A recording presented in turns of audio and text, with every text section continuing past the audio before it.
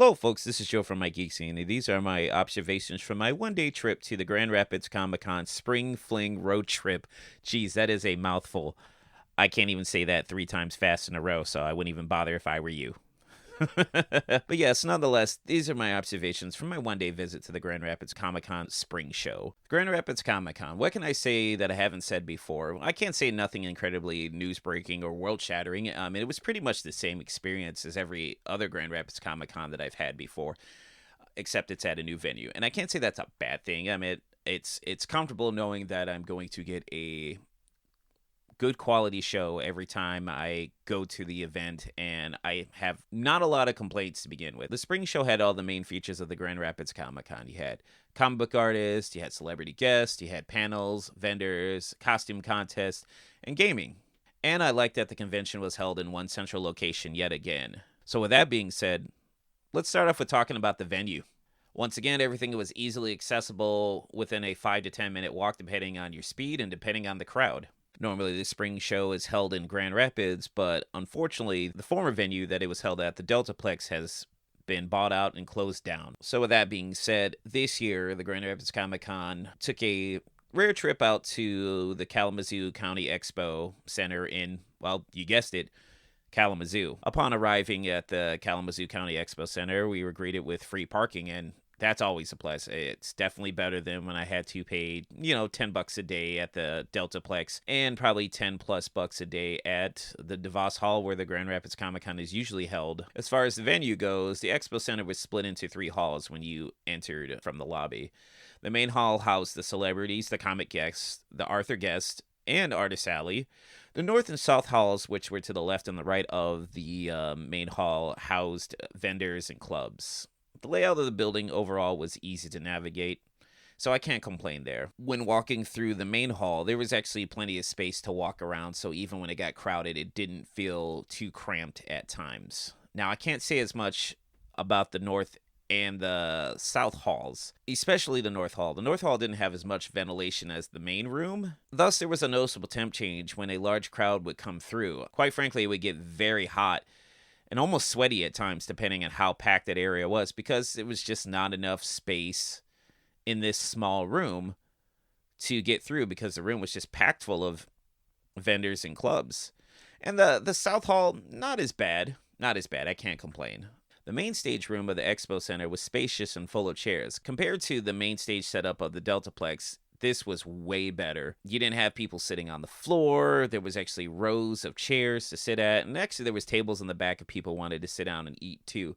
But it was actually spacious, and I liked it overall. But overall, the setup at the Expo Center was good. I really don't have major complaints outside of it being cramped in certain areas, and the ventilation was not as good as it could be for the amount of people that were coming through.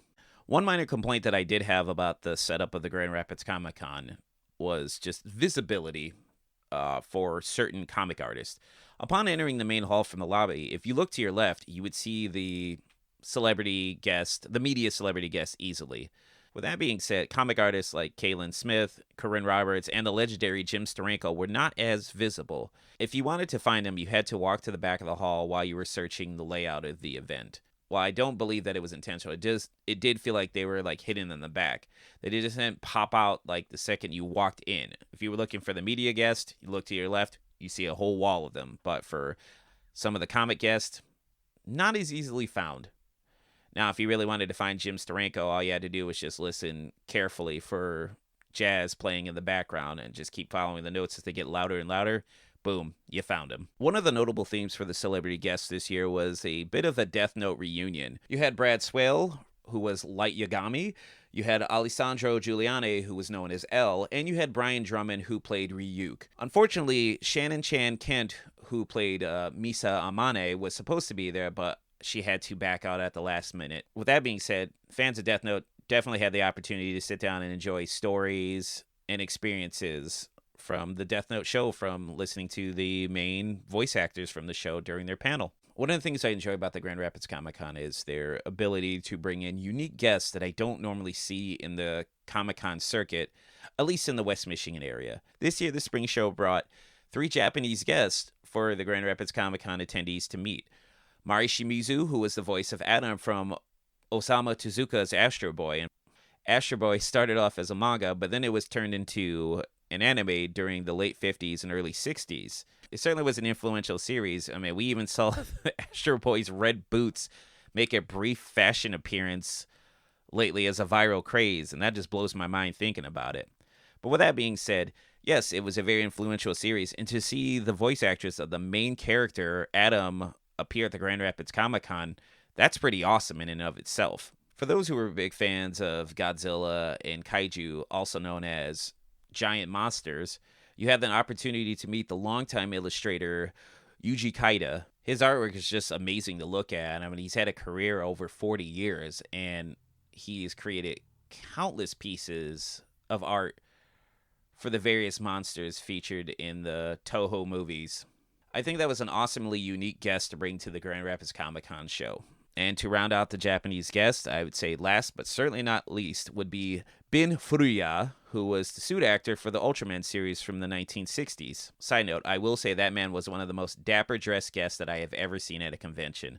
Plus, watching him interact with attendees was nice to see. He would take the time to make sure that they had the correct Ultraman pose for each of the photos, and he just seemed generally happy to be there and meet everybody, and that's always awesome to see whenever you see a guest interact with a fan at these events. With that being said, for all three of the unique Japanese guest attractions, I will say that I was a little bummed that I was not able to attend any of their respective panels because they occurred on Sunday, and I only was able to attend the Grand Rapids Spring Show on Saturday, so I missed out on all of that. That was just one of those things that I missed out on that was unique, once in a lifetime thing. So hopefully next time they have an awesome guest, I'll be able to check out their panel. Kudos to the Grand Rapids Comic Con for bringing out awesome, unique guests at each and every one of their shows. Now, I would be remiss if I didn't mention any of the cool cosplays that I've seen at the Grand Rapids Comic Con. As usual, the cosplayers would always catch my attention with their cool interpretations or representations of the characters that they wanted to play. And I saw an awesome Master Splinter with the long tail. I saw a couple dressed up as Captain America and the Red Skull together. Shout out to Envy, the Green Fairy cosplay, for her unique mashup of Wonder Woman with old school actress Carmen Miranda. I thought that was a unique take on it, and that was awesome. I saw an awesome Black Panther cosplay, Tony Chopper from One Piece, an awesome Nightcrawler with a sword. And I have to give props to the gentleman who dressed up like Stan Lee, who even had a portable Excelsior sign with him. It was awesome seeing a duo of Darth Vader and Boba Fett dressed up in samurai armor. And I must say, for the first time ever, I saw a gentleman dressed up as Hank Hill, and I thought that was awesome. So all in all, the cosplayers, as usual, do a good job. And I always like seeing what they bring to the event each and every year. And while I know that this is an audio review of the event, if you ever wanted to check out all the photos that I took at the Grand Rapids Comic Con Spring Fling road trip, just feel free to check them out on my website. Overall, I had a good time for my one-day visit on Saturday. I have yet to have a bad experience at a Grand Rapids Comic Con, and I really don't see that changing anytime soon, to be honest. I wonder where the Spring Fling show will take place next year. I mean, it really does look like we'll all find out together once they announce the location. So with that being said, folks, this is Joe from My Geek Scene. Take it easy.